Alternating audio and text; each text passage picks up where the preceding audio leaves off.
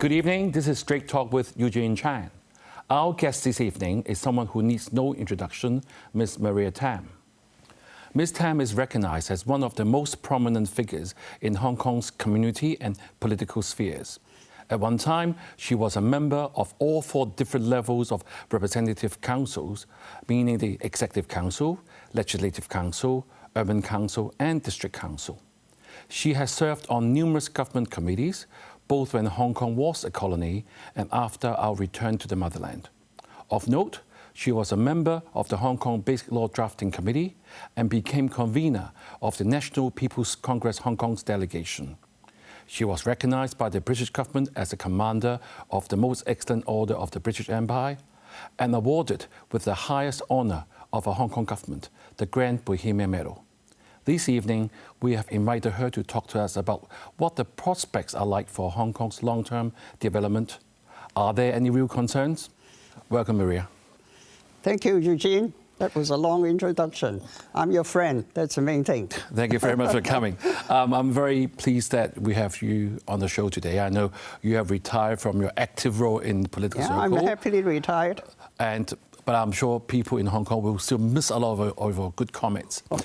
You have played an integral role in the shaping of Hong Kong and seen Hong Kong through its many ups and downs in the last few decades, from a British colony to now return up to a part of our mainland. Yes. At the moment, we seem to be facing more than a fair share of our challenges, namely after the social unrest, then the pandemic, then now post-COVID economic and labour challenges, and to top it off, geopolitical tensions. All big terms I've used. So what is your take on all this, and are there any real concerns for Hong Kong's long-term development? I think Hong Kong is a land of opportunities, but opportunities always available only to those who are ready to take it and reap the benefit. As you see, China is opening up, and it hasn't slowed down whatsoever in spite of all the sanctions. The socialistic economy in the mainland has grown from just primary industry, manufacturing, secondary industry, and now moving firmly and steadily into not only the third sector economy, but also innovation and technology. It's got a complete supply chain, from farming produce, raw material, mines, all the way to sending astronauts up the moon. So what happened is that because of the socialistic system, they were able to concentrate resources and attentions and energy into developing the framework that would make small industry, farmers, ordinary people raise themselves from poverty, and also education, medical services, everything improving a great deal in the last 40 years that I could see. At the same time, Hong Kong is still very strong as a financial center. As you know, for the next 5 years, in the 14th five-year plan, we are ordained to be the international shipping, trading, cultural exchange center, IP, intellectual property right trading center, aviation hub, exchange center for culture, West and East, and also the hub for Asia-Pacific legal services and dispute resolution. At the same time, we have RCEP, we're already in WTO, we have the Belt and Road Initiative, and at the same time, also, we have the GBA next to us. There's plenty of opportunity for those who are prepared to go and join all these adventures, which also would be part of the challenges we're facing. And at the end of the day, knowing how consistently the Chinese 5-year plans have been producing results. And as long as Hong Kong can join and go along with it, and at the same time make sure that our international connection is operating well. As you know, in the past, we are more familiar with dealing with the Five Eyes. And now the Five Eyes are giving us hostile looks. So we have to open up new areas for Right. trade and financial and all the three sectors, economy exchanges, with the rest of the world. So the BRI, the Belt and Road Initiative, would be very helpful. Right. Maria, I must say this last 5 minutes of narrative actually has summed up what the opportunities we have Yes. because of mainland's development. And the main point that you have said is if Hong Kong people are prepared, Yes. take advantage of that, Yeah. we have a good future. Yes, definitely. Right. Since you mentioned about the Five Eyes, I mean, I'm sure viewers want to have great exchanges at Straight Talk. This is the reason why we like to invite you here to come here. I mean, I must quote a latest annual report released by the US-China Economic and Security Review Commission, threatening our central government to say that it's interfering our affairs in Hong Kong. I know it's a report that you may not be very familiar, but how would you respond to such a statement that actually some Hong Kong people, some friends have said to me, they felt that the hands of the central government is being felt a lot more than before. Well, how would you say to that? First of all, I think the credibility of the foreign media is waning, is dropping. Just look at the report they are doing on Gaza. And there's a lot of, okay, I shan't go into detail, but I think it's very well known around the world that they are not reporting faithfully or truly on what exactly is happening, the tragedy that's happening there. But would you say that the Chinese hand is being felt a lot more than before? Okay, no, I'm trying to explain to you, first of all, the credibility of the Western media is not as effective as before. Secondly, when we talk about whether China is interfering in the affairs of Hong Kong, because I was involved in the drafting of the Basic Law, I can tell you truly that everything is working according to the book. And when the Basic Law says we have to enact laws to protect our national security, such as in Article 23, then it's our duty, not our right, our duty to do it. And in respect of our economic policies, we know very well we have to develop alongside the GBA, and unless we're able to merge to some extent into the economic, cultural, social activities of the GBA, Hong Kong cannot survive on its own. It's a very small place with a reducing population.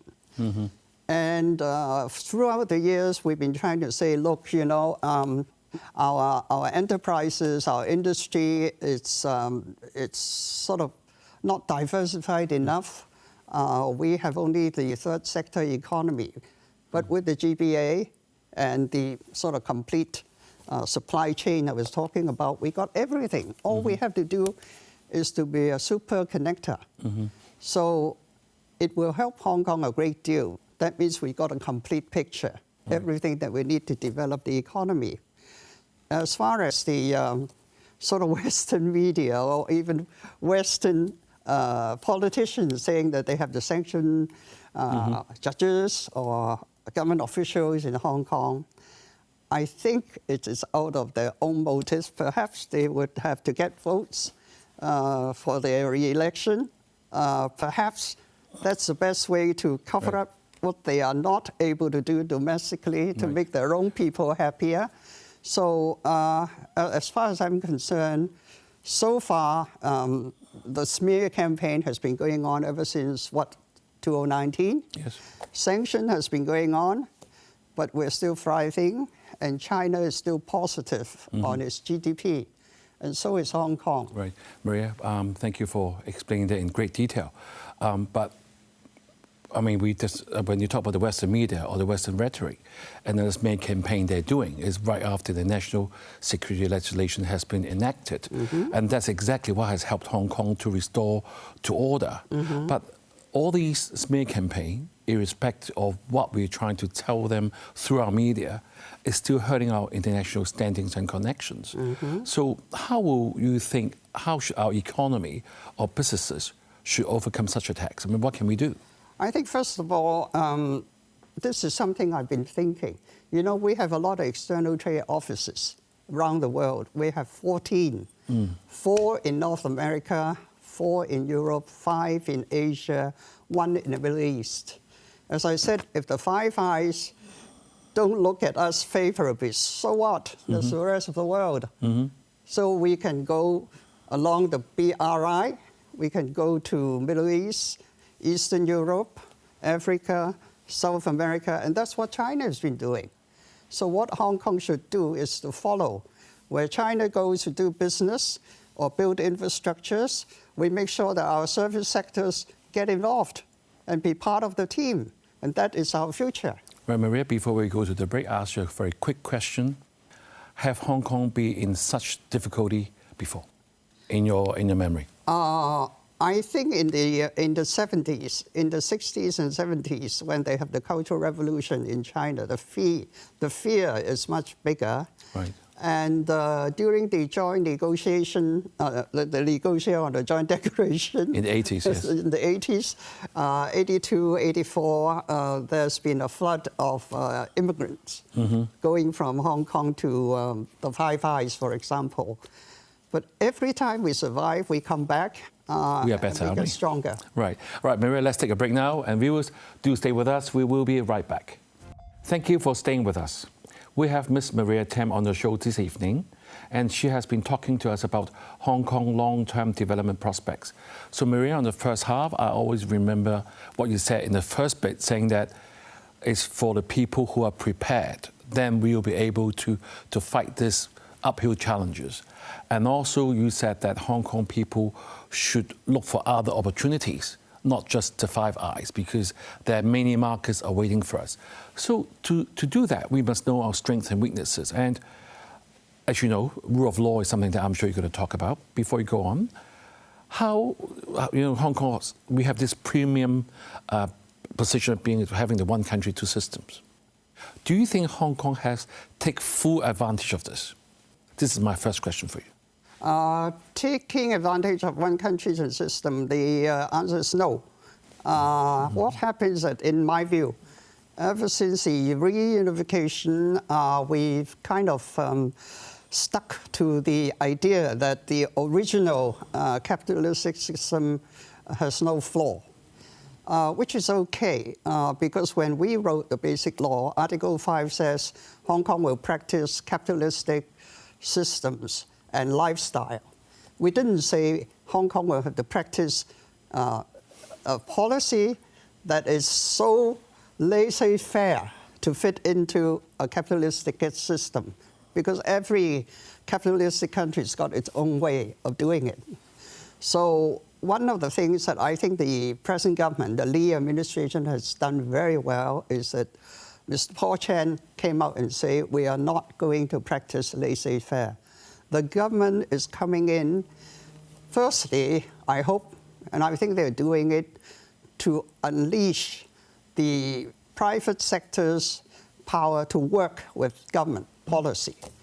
This comes to housing, employment, immigration, and other things, And the other thing that I think the Lee administration is doing well is that it's got no vested interest. So if they need to talk to trade union and say we have to import labor, we have to import talent, they talk to the doctors and say we need more doctors, which can help to change the landscape of our medical services, or they talk to the big property investment companies and say, or developers and say, look, we're doing public housing, you have to join in as well. He was doing it, and it's in the policy speech, which is something I find gratifying to see.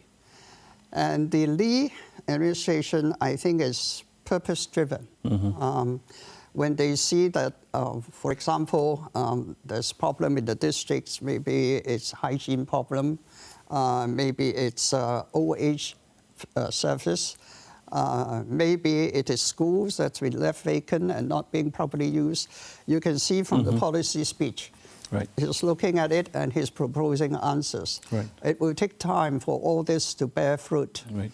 And as far as what I was saying about not having to rely on the Five Eyes concerned, he's gone to Middle East. He's gone all around Southeast Asia. And I think Paul Chan also lead a group, and even political parties go and visit these places. Right. So I think we've changed our paradigm. Right. So, Maria, what you're saying that we hadn't taken full advantage of one country, two systems before. Yes. But now, looks like the new administration, maybe things have no choice, but this is the only way out. Looks like we're doing the right thing, at least from your view. So before this another view, I'm sure the viewer is going to ask you. So far, you have told them about the Western rhetoric, why they are trying to smear us, and how we can tackle it. Another thing that we often hear is saying that the report that I just mentioned earlier, they say that it transformed Hong Kong from an international city into another Chinese city. I mean, are the two characteristics mutually exclusive? Is there anything wrong of being a Chinese city? It looks like being a Chinese city is wrong. You have to be an international city. So how will you answer that? Well, I think a very clear distinction is that we practice common law here. And we have 11 eminent judges from other common law jurisdictions on our bench. And at least 6 of them had come out and say they believe there is judicial independence in a court of final appeal, and they are happy to stay. In terms of rule of law, I think we rank 23rd amongst 142. US is 26. For absence of corruption, we rank number 9 globally. And for rule and order, we rank number 6 globally. We are the freest economy for trade. So there are lots of things going for us. And we have 6 universities who are in the top 100 and 4 in the top 20, I think, in Asia. So as far as I can see, these are all the factors that will lead us to making use of the development of China and giving assurance to investors from abroad, not only from the Five Eyes. Right. So Maria, so can I deduce from what you have said that Hong Kong should be proud to be a Chinese city and also being international as well? We are a Chinese city and an international city. If you ask me to put it in a capsule, we should have Chinese value, but world or Western skills. Right. Chinese value is no man's an island. You know, it's a traditional Chinese value that the family is very important, and you love your country, and you have to protect your country. I mean, the other two, the last two, it's universal. Right. And then Western skills that you have to improve on your language skill and not only English. You have to understand what's happening to the rest of the world, their culture, their politics, their economic strong points, their needs, and be able to communicate with them. Right. So that is Hong Kong. Right. Maria, you also mentioned the word GBA. This is often mentioned in the show. But I'm sure the viewers will tell you, I mean, we all agree the concept of GBA right next to us with 80 million population, how can you not go over there? But now we're losing, I mean, our actual economy to Shenzhen right at the moment because it looks like they're doing better in terms of service or more cost value for money. So how shall we face these GBA opportunities? I mean, are we going to see faced with downturn first because of GBAs right next door? I cannot imagine someone who is born in San Francisco who says, I'll never work in New York. He may get married in New York and stay there. So Hong Kong should not look at itself as a territory south of the Shenzhen River. We're part of China. We should go in there and we should let them come to Hong Kong. I think there's going to be a change in population profile with a skilled, maybe value-added industries coming to Hong Kong, and Hong Kong's old folks, maybe, going into China. This is going to happen. There's going to be a domestic circle of talents exchanging between Hong Kong and GBA, and an external circle of talents coming from abroad into Hong Kong and then into China. Right. And you know, we also have lost up to a minimum of like 200,000 people that have left Hong Kong. And as you said, there may be new immigrants coming in. The government is doing a very good job to draw talents. Do you see this as an opportunity, or do you see, will there be any cultural friction when you have more people coming to a place? I mean, I heard that there are over 150,000 people coming in. Is no small number. Will that cause friction within the community? Well, I think that depends on how we treat them. Right. If you look at the definition of permanent right of abode residence in Hong Kong, it doesn't say that you have to be born here and you're the only type. As long as you're here in Hong Kong, enter legally and stay 7 years, then you can become a permanent resident. So if you're a permanent resident of Hong Kong, then you will abide by the Hong Kong laws. There's an East meet West culture here, or there may be a mainland meet Hong Kong culture here. Yes. I see a lot of intermarriages, and it works. So I think if you stop thinking that we are just south of the Shenzhen River, and you realize it's such a vast expanse of land and opportunity just north of it, then I think there should be enough young people with courage and skill to survive the challenge. We've got time for 2 more questions for you. At the recent Fight Crime Conference, the Chief Executive reiterated the need for the enactment of Article 23 of Basic Law. And we said earlier, the Western media, we shouldn't be trusting all the time. We should look at with a very critical point of view that they often put what we call negative spin on this. So this is going to happen. It's been said by Chris Tang as well. So how can we making sure when this should be done while the international confidence to the city is also there? Now, international confidence, you're talking about Five Eyes, or just the whole world? The whole world. The whole world. Well, as far as the whole world is concerned, I think we are reaching out, so that takes a bit of time. As far as the Five Eyes is concerned, even if you never enact any NSL, True. If it is to their interest, they'll attack you, they smear you, they'll sanction you. Right. So it doesn't mean that we don't worry about it. It's a concern. So we have to improve on our communication skills and channels. And at the same time, the world rankings are very important. And at the same time, we just open the door, let people come in and look at the truth. Right, Maria. I'm afraid that's all the time we have. And thank you, Maria, for your perspective on Hong Kong's long-term development prospects. Viewers, I would like to pay a tribute to Ms. Maria Tam, whose dedication and contribution over the last 40-odd years have helped shape Hong Kong's history and chart our future. Thank you, We too Eugene. can play our part by embodying the Lion Rock spirit to ensure a bright future for our home, Hong Kong. As the song we all know says, never give up and create miracles from the impossible. Have a good evening and see you next week. Thank you.